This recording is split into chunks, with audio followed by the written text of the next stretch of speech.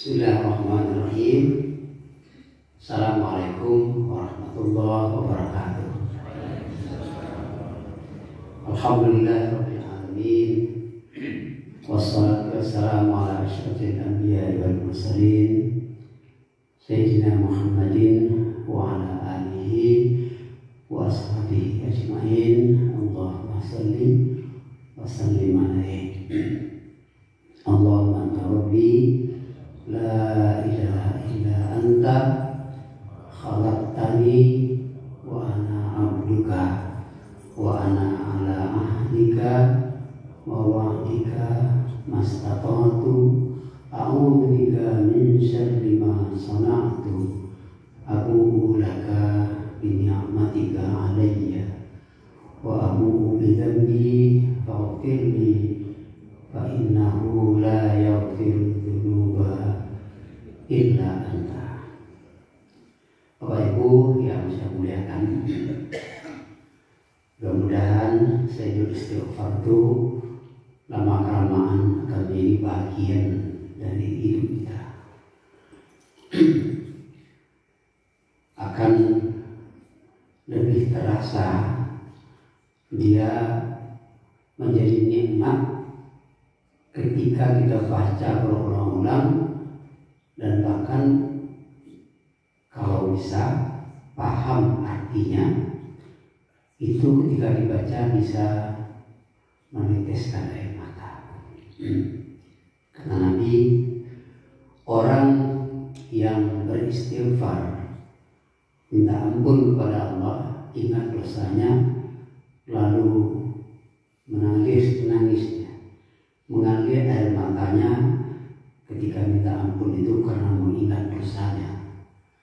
Ketika kita baca a'udzu bika min syarri ma sana'tu, aku berlindung dengan Engkau ya Allah dari buruknya perbuatanku, dari jahatnya perbuatan yang telah aku lakukan. Ma sana'tu, sana'tu itu sana'a artinya aku lakukan, aku buat, aku ciptakan. Ingat dosa-dosa masa lampau yang sudah kita lakukan, begitu buruknya perbuatan kita, lalu kita minta ampun kepada Allah dengan sepenuh hati, maka itu bisa mengeluarkan air mata. Air mata yang keluar taubat itu, kata Nabi, itu menjadi pemadam api neraka untuk kita. Ibu, mungkin untuk membantu ibu bapak memudahkan menghafal itu, saya buka tadi YouTube saya. Rupanya tahun 2 tahun lalu sudah saya buat di videonya. Video itu saya putarkan sebentar, nanti saya bagi di grup masjid untuk memudahkan menghafal. Jadi ikuti saja, itu memudahkan menghafal yang belum menghafal.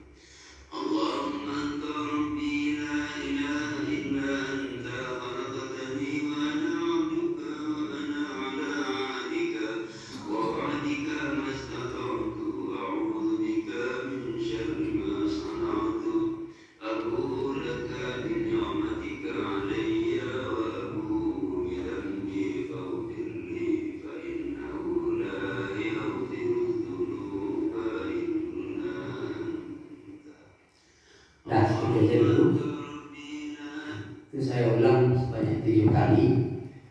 Ya, sambil di rumah kerabat ikuti.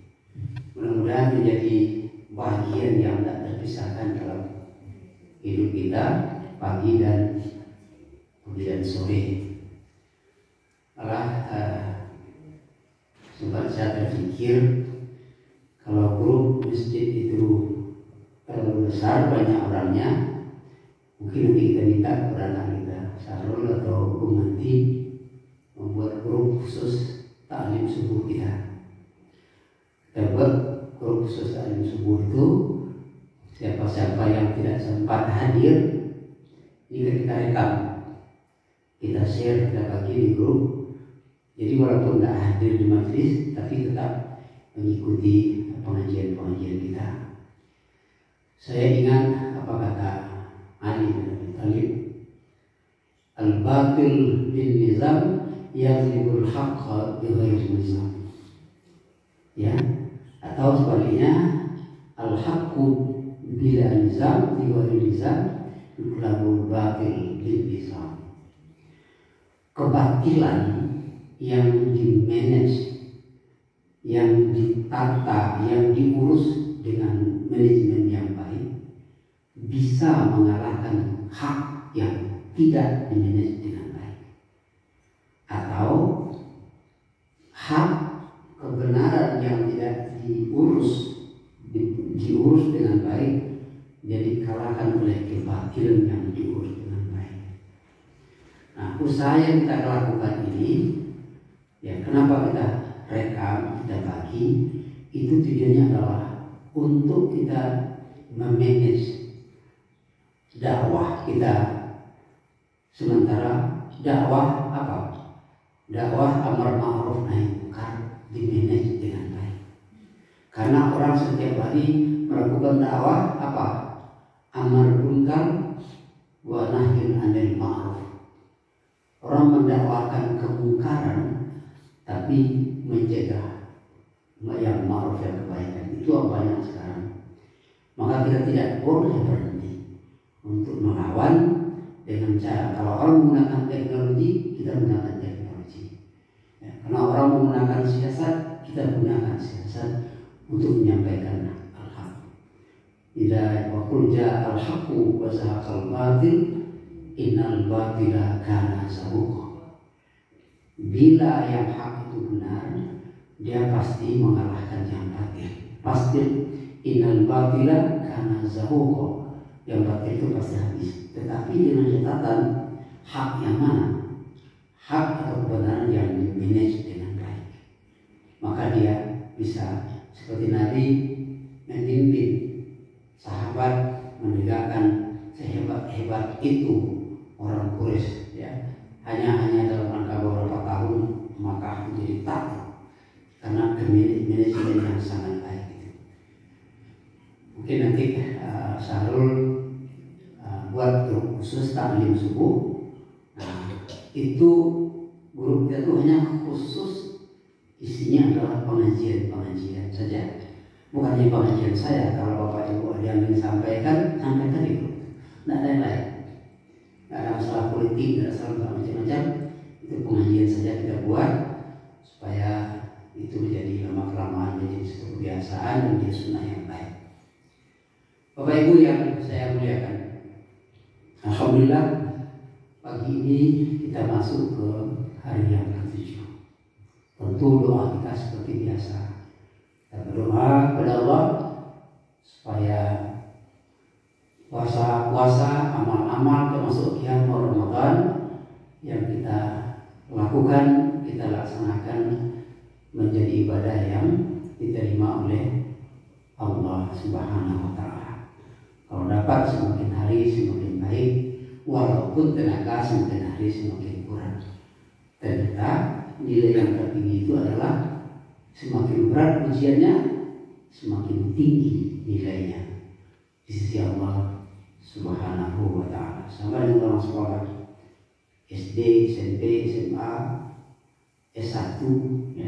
S1 itu ujiannya begini, S2 seperti ini. Kalau sudah S3 seperti ini ujiannya. Nah, kalau sudah jadi tingkat profesor lagi, ujiannya lain lagi. Ujiannya di dalam kehidupan. Begitu juga kita dalam kehidupan.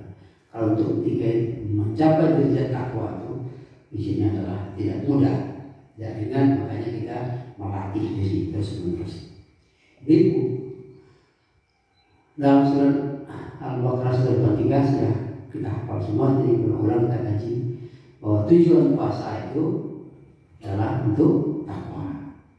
Nah, sebelumnya sudah kita bahas, tidak semua orang puasa bisa mencapai derajat takwa. Nah, sekarang siapa yang mengukur kita setakwa atau belum? Ya kita sendiri. Lalu bagaimana cara mengukurnya? Ini ada dalam surat Al-Baqarah ayat 133. Apa ciri-ciri orang yang takwa itu? Di samping yang sebelum-sebelumnya sudah kita bahas ya. Ciri-cirinya dalam surat Al-Baqarah 133. Alhamdulillah minasyaitonirrajim. Wasari'u ila maghfiratin wa jannatin 'arduha as-samawati. Ulangi. Wasari'u ila maghfiratin min rabbikum wa jannatin 'arduha as-samawati wal ardh wa'iddat lil muttaqin. Bersegeralah ya. Apa bersegera? Mencari keampunan Allah.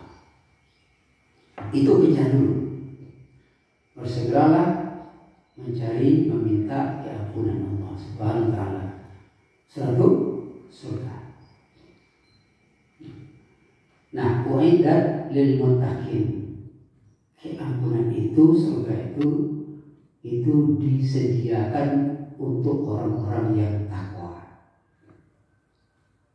Selanjutnya, siapa orang takwa? Dalam ayat berikut, alladzina yunfiquna fis sarra'i wad dharra'i wal kazimina al-ghaidha wal 'afina 'anil nas wa bashiril mu'minin. Nah, ciri orang takwa itu dalam ayat ini disebutkan yang pertama, alladzina yunfiquna fis sarra'i. Orang takwa itu dia sudah menjadi kebiasaan bagi dia menafkahkan, menginfakkan apa yang dia punyai. Apa yang dia punyai yang bisa diinfakkan untuk kebaikan bersama, kebaikan orang lain, ya. Apalagi terutama tentu untuk nafkah keluarganya.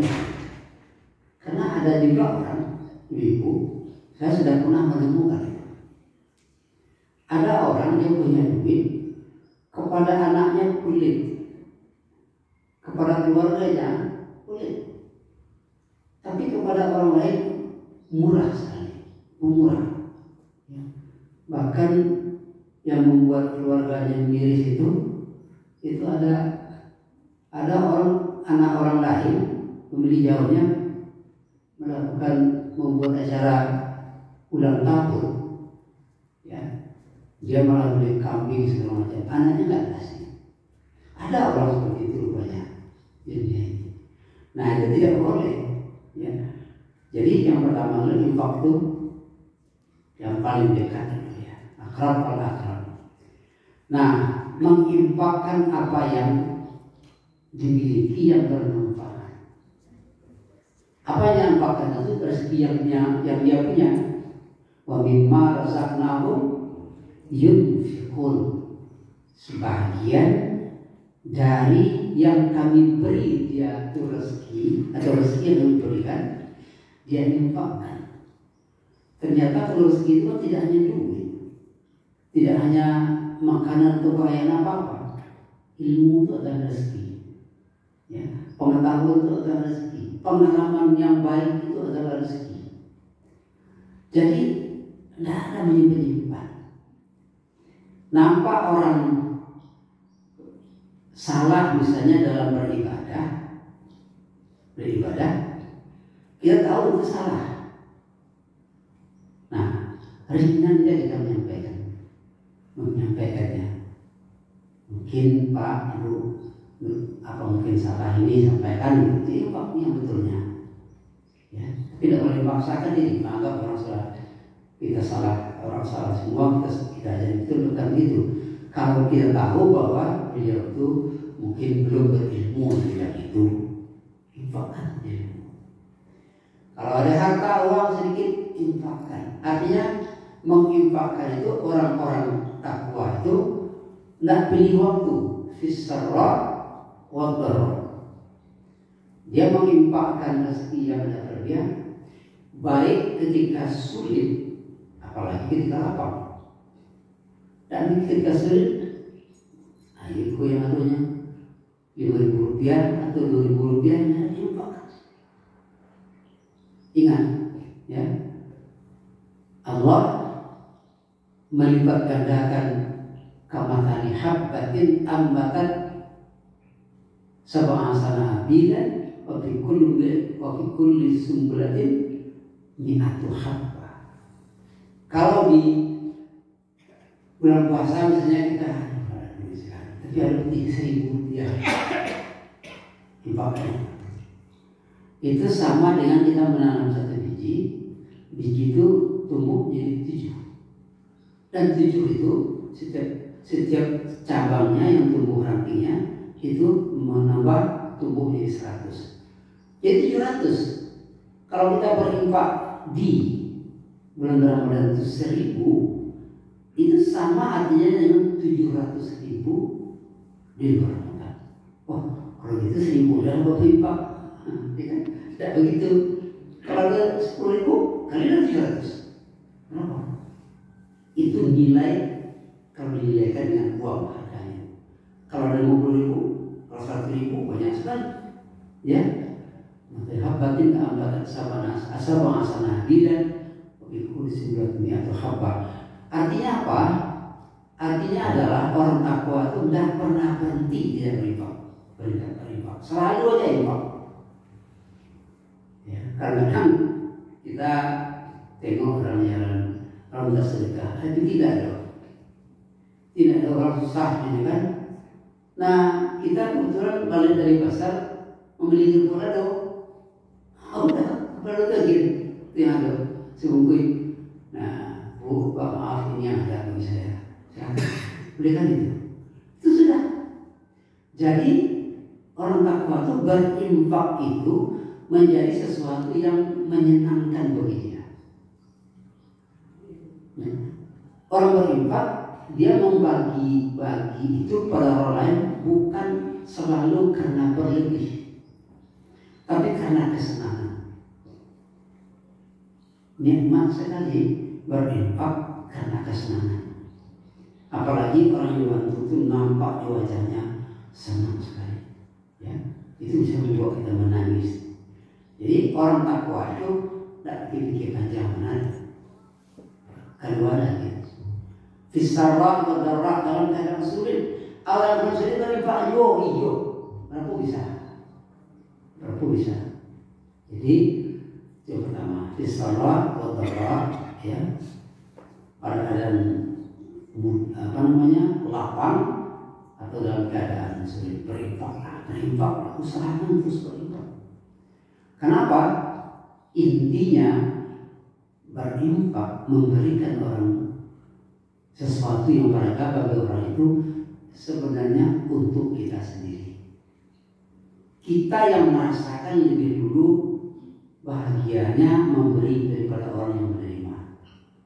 Saya mengatakan menerima pemberi itu senang, menyenangkan juga. Tapi memberi itu membahagiakan, lebih tinggi dari itu. Nah, sekarang kita ukur aja diri kita, kira-kira sudah ada nggak tanda-tanda itu dalam diri kita sudah meningkat? Sebelum puasa sudah ada. Selama puasa ini meningkat atau tidak? Ya, usahakan ada. Jangan sampai satu hari, apalagi bulan puasa, yang lewat hari tanpa ada infak. Usahakan itu, latih terus. Sekarang tetangga, itu yang pertama. Alladzina yunfiquna fis sarra'i wal kaazimina al-ghaidha. Orang yang sudah mulai mampu mengendalikan amarahnya. Ya. Ini kan banyak yang akan membuat kita marah, banyak sekali. Ya. Saya menengok kalau kita di Indonesia ini banyak marah. Kenapa banyak yang membuat kita marah? Di jalan raya aja sering kita membuat kita marah. Orang lampu saja ke kanan dia kiri, kan? Lampu sedikit kirinya, awak datang bingung mana dia? Apa itu? Lampiran nanti kan sakit. Ada satu ungkapan begini Pak Ibu.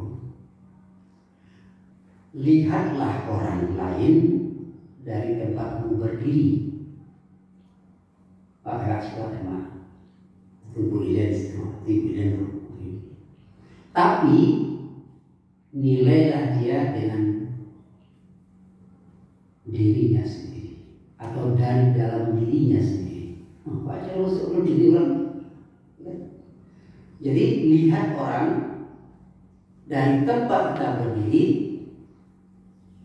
Tengok Pak Haji, beliau sudah sholat langsung berdiri karena mungkin menjadi tapi pesanda. Ya. Itu tiang doa untuk beliau tiang itu nanti menjadi saksi bahwa beliau mau rajin di masjid ketika di masjid itu jadi saksi beliau. Sebenarnya beliau cerdas banget. Capek nyambut dia sudah sekali. Yang pertama sanda itu untuk apa? Mengolah lama lagi pas kasih itu. Tapi dari itu yang pun nanti akan menjadi saksi. Kalau kurang salat ya Allah, aku menjadi saksi kata siang itu beliau rajin salat setiap waktu di masjid. Jadi saksi.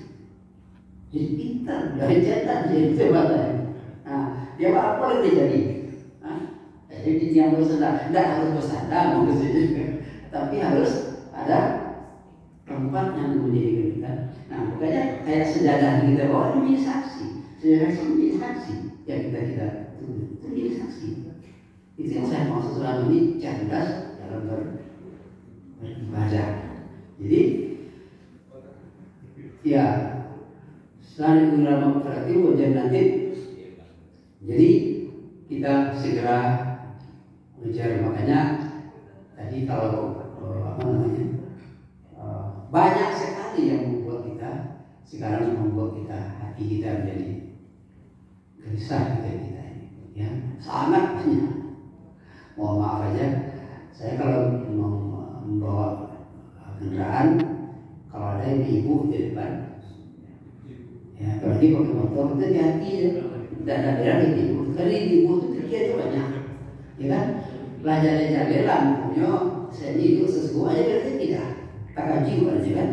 Aku ibu kayaknya sekarang dari tengoklah orang dari tempat kita berdiri, tapi nilai orang itu dari dalam dirinya sendiri. Apa maksud dalam bersihnya? Jadi kan cepat marah, sekarang marah mana orang ada otaknya? Dia bukan ada otak. Kini kau boleh ulang posto, tekanan boleh menjual anak saya tidak ada melayang-layang di jalan. Sekarang tekanan mesti di jalan. Jadi pernah saya adik saya menyetir, saya numpang nanti marah, orang nih. Saya bilang, mungkin dia sedang berpikir kemana ini.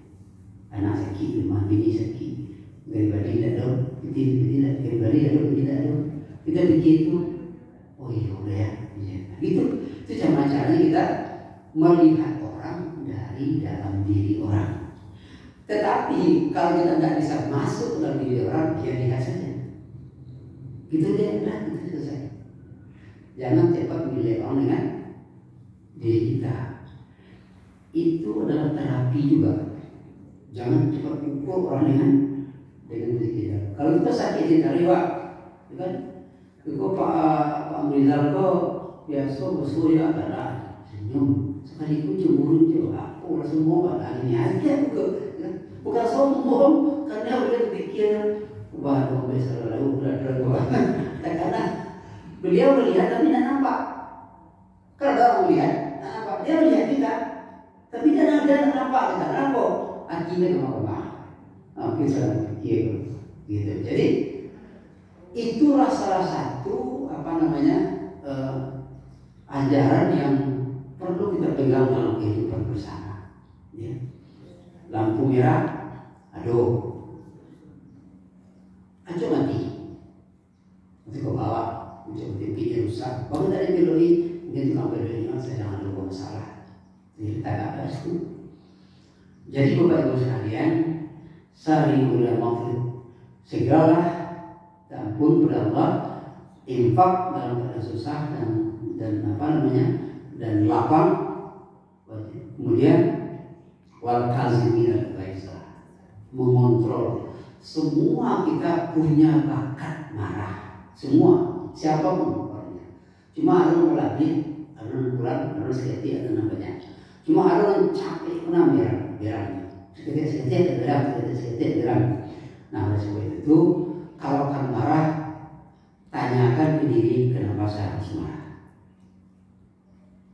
Kalau anak mau dididik, apa itu suruh marah apa? Pukul anak itu dengan tahdid. Namanya pukul sebagai pengajaran, bukan karena pukul untuk sakit hati. Pukul anak dengan pengajaran itu boleh disuruh tahdid. Jadi oleh sebab itu kembali pada tadi ciri-ciri orang takwa itu yang bekas dan bisa mengontrol itu. Ibu saji kadang-kadang yang itu tarabo nak lari kan. Nah tengoklah anak dari lari ke sini. Kona siapa kona dari pada diajar lagi. Dia sampai orang lain dilibatkan. Karena dia kok ide pak, ya kan? Oh anak ide ya wajar. Anak kecil itu senangnya apa? Dipeluk. Kalau lari diingatkan saja. Tidak harus dibentak itu sudah dibawa. Lah kadang dia bisa tampaknya mesti orang tua kok gaya kan berak medis kan sedih berak kan tapi gaya kok dulu saya ini puasa di masjid lalu peluk wanita kazimin al-ghaizah, mampu mengendalikan emosi marah. Semua kita punya emosi, semua kita punya potensi untuk marah. Kemudian apa? Kalau sudah mampu, wal afina 'anil nas, mudah memaafkan orang. Apa ciri kita memaafkan orang? Kita tidak berniat untuk membalas. Jadi memaafkan orang. Tapi tidak semua orang bisa memaafkan, menghilangkan kesalahan dalam memori kita. Pernah sahabat bertanya kepada Rasulullah, ya Rasulullah, saya sudah maafkan saya, tapi kenapa kok pasti tidak ingat kesalahannya? Kata Nabi, itu urusan hati, urusan itu adalah Allah yang menguasainya. Tapi engkau sudah maaf, ya. Bukti maafnya apa? Tidak ada niat untuk membalas, tidak berniat untuk membalas. Walaupun saya caci maki, walaupun saya diapakan, saya maafkan ya Allah, maafkan. Ya, tidak niat membalas. Walaupun ada kesempatan membalas, tidak dibalas. Cuma menghilang itu upaya. Itu adalah bagian daripada sifat manusia. Kata Allah itu rusak hati. Wal kazimin al-ghaizah wal afina 'anil nas. Kemudian apa? Wallahu yuhibbul muhsinin. Orang-orang seperti itu disebut oleh Al-Quran sebagai orang muhsinin, orang baik. Jadi intinya orang takwa itu adalah orang yang baik. Maafkan orang, mengendalikan amarah, ringan tangan membantu orang lain. Walaupun sebenarnya kita dibantu orang juga, Kenapa zakat fitrah itu wajib untuk semua orang, orang kaya, orang miskin pun wajib membayar fitrah? Kenapa? Ya orang miskin kan orang-orang yang mampu membayar zakat fitrah kepada dia kan sudah dapat. Dia juga beri kepada orang lain walaupun dia sebenarnya dari bantu orang pun. Itu melatih diri untuk menjadi orang yang takwa, yang muslim. Kemudian dilanjutkan, walladzina idza fa'alu fahsyatan aw zalamu anfusahum dzakarullaha fastaghfiru lidzunubihim. Ciri orang takwa berikutnya adalah apabila dia terlanjur berbuat fahisyah, melakukan perbuatan keji, terlanjur fa'alu sudah fahisyah apa? Atau menganiaya diri sendiri. Menganiaya diri sendiri itu contohnya berburuk sangka kepada orang lain, itu menganiaya diri sendiri.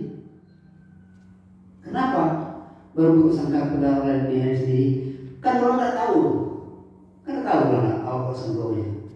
Awak salah sangka orang tahu, tapi hati kita yang tahu. Lalu kita sakit hati, yang sakit itu kita orang yang kita sakiti tidak tahu deh. Itu maksudnya perbuatan menganiaya diri sendiri. Wa idza fa'alu fahsyatan, apabila dia terlanjur berbuat keji, au zalamu anfusahum, atau dia terlanjur menzalimi diri sendiri, berburuk sangka kepada orang lain. Orang kita tidak mengerti orang lain itu begitu. Nah, wa idza fa'alu fahsyatan au zalamu anfusahum dzakarullaha fastaghfiru lidzunubihim, cepat dia ingatkan Allah. Keluar kata-kata kotor, keluar melakukan perbuatan keji, lalu buruk sangka kepada orang lain. Nah, ciri orang-orang takwa, berbuat fahsyah itu semua orang punya potensi berbuat keji itu. Ya, mengeluarkan kata-kata kotor semua orang punya potensi. Berburuk sangka kepada orang semua orang punya. Tetapi orang takwa apa? Kalau itu dilakukannya, cepat dia ingat kepada Allah. Maka kalau Allah fastaghfiru lidzunubihim, astagfirullah, sudah terlanjur saya ya Allah. Kami kembali. Kalau sudah marahi anak, minta maaf kepada anak, terlanjur. Sakit hati anak kita. Semua orang punya. Minta maaf cepat. Marahi istri seperti itu. Tidak boleh berdendam sama istri. Ada orang berhari-hari berminggu dendam tak bersabar jadi ini. Itu agak bingung. Di rumah tak bersabar jadi dia asal rumah. Sekasih boleh, ya kan? Jangan perturutkan itu. Cepat ingat. Kalau diperturutkan itu keluar daripada apa? Dari derajat takwa. Keluar dari situ. Jadi cirinya bisa berbuat fahsyah, bisa berbuat keji, bisa menganiaya diri sendiri, tetapi orang takwa itu cepat ya. Ingat, istilah orang apa nih? Kalau orang sulit terlanjur kembali. Astagfirullah, lah salah berubah. Nah itu istilah orang itu. Oh, cepat sadar. Yang susah lagi, orang kalau berbuat jahat, tapi sadar dia cepat kalau berbuat jahat, atau tahu dia bahwa dia sedang berbuat jahat, orang itu masih bisa baik. Yang susahnya dia berbuat jahat, tapi dia mengira dia berbuat baik. Itu yang susah. Kalau balas itu, ya, dia berbohong, tapi dia mengira dia berkata benar. Dia bermain curang, dia mengatakan itu baik. Kalau orang seperti ini, inilah orang yang tidak bisa diperbaiki, kata Rasulullah SAW. Ya, tapi kalau masih tahu dia bahwa dia berbuat tidak baik, itu adalah orang yang besar kemungkinan dia orang baik. Kemudian, kata Allah, fastaghfiru lidzunubihim, ampun cepat. Wa may yaghfiru dzunuba illa Allah. Tidak ada yang akan mengampuni dosa itu kecuali Allah. Ya, Bapak Ibu sekalian, inilah. Nah, kita harus rasakan jadi. Mudah-mudahan kita menjadi orang yang seperti ini puasanya. Tapi melatih diri itu sebenarnya. Belajar dari pengalaman, belajar dari alam. Rupanya kalau saya lakukan ini, oh ini akibatnya rupanya. Ya Allah, saya bertobat, saya akan lakukan lagi. Kontrol ini. Inilah di antara makna yang terdapat atau hakikat yang terdapat dalam ayat apa? Wala tamutunna illa wa antum muslimun. Janganlah kamu mati dulu sebelum kalian sudah benar-benar pasrah. Bukan masuk Islam, banyak orang masuk Islam matinya selesai. Bukan benar-benar pasrah apa? Rupanya semuanya setelah kesalahan pasrah, diserahkan kepada Allah. Ya Allah, ayat-ayat yang kemarin doa syairnya Abu Nawas, Ilahi lastulil firdausi ala dzunubi kamisli adadil rima. Ya Allah, ya ibaduka asi ataka. Ya Allah, hambamu yang penuh maksiat, yang banyak dosa, datang menghadap kepada Engkau ya Allah. Ampuni aku. Umurku semakin berkurang, dosaku semakin bertambah. Bagaimana aku hidup kalau tidak Engkau ampuni aku ya Allah. Itu diucapkan dengan hati, mengeluarkan air mata. Air mata itulah air mata tobat yang diingini, disayangi oleh Allah untuk mengampuni dosa-dosa kita. Bapak Ibu sekalian, demikian ya kali ini. Jadi seperti biasa kalau ada waktu jam berapa tadi masuk, udah ya. Kalau lanjut itu memotong tadi. Kalau begitu ya hari ini tidak kita buat tanya jawab, kita salat apa? Masuk. Jadi mudah-mudahan ibu bapak sekalian kita di siang Ramadan rutin kita terus kuliah subuh ini, itu berarti juga rutin kita melaksanakan salat subuh. Jadi banyak sekali, betul-betul berkah. Zikirnya dapat, iktikafnya dapat, mendengarkan pengajian taklim juga dapat, salat subuh juga dapat, silaturahim juga dapat semua. Alhamdulillah, mudah-mudahan ini menjadi berkah bagi kita. Subhanallahumma wa bihamdika